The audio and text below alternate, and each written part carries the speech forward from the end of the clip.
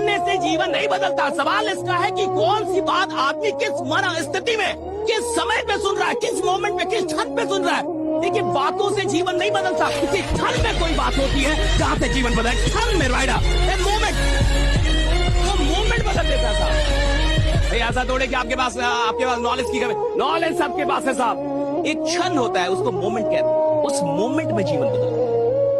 वो मोमेंट कब किसके जीवन में कहां आएगा, नो वन नोस।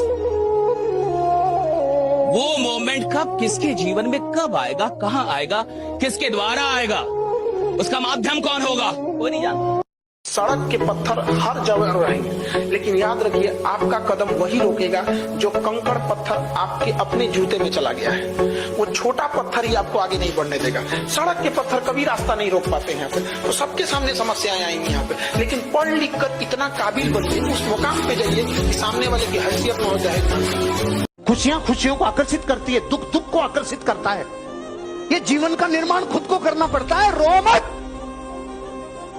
जीवन में उन सब घटनाओं से, व्यक्तियों से और लोगों से, उन सारे स्थानों से और परिस्थितियों से दूर हो जाओ जो आपकी खुशियां छीनता है।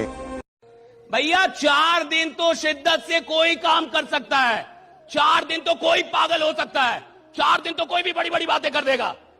लेकिन लगातार कोई 2 साल बड़ी बात करे, लगातार 2 साल काम, लगातार 2 साल औकात चाहिए उसके लिए।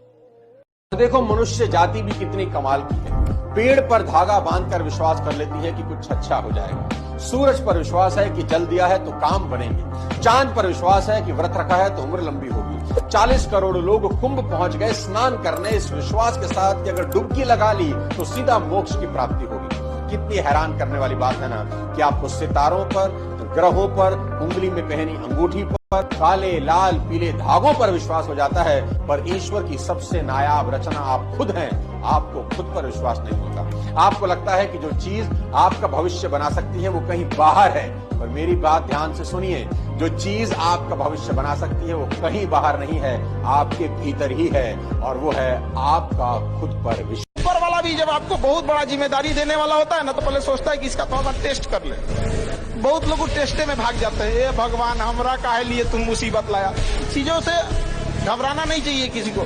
जिसके जिसके जीवन में कठिनाई आ रही है, आप समझिए कि आप एक सही रास्ते पे जा रहे हैं, क्योंकि वही रास्ता सफलता का है। और अगर आपके जीवन में कठिनाई नहीं आ रही है, आप गलत रास्ते पे हैं, क्योंकि सफलता का रास्ता बहुत कठिन होता है।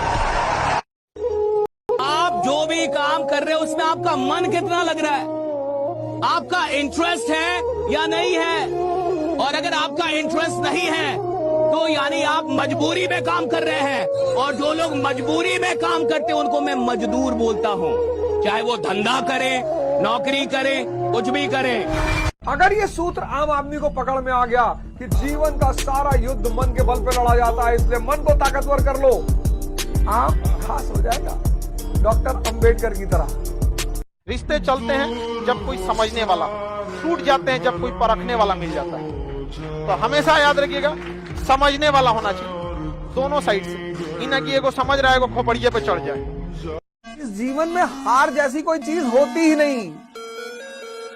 आप कभी मोदी जी से मिले तो उनसे पूछिएगा, कभी मुकेश अंबानी से मिले तो उनसे पूछिएगा, कभी बराक ओबामा से मिले तो उनसे पूछिएगा।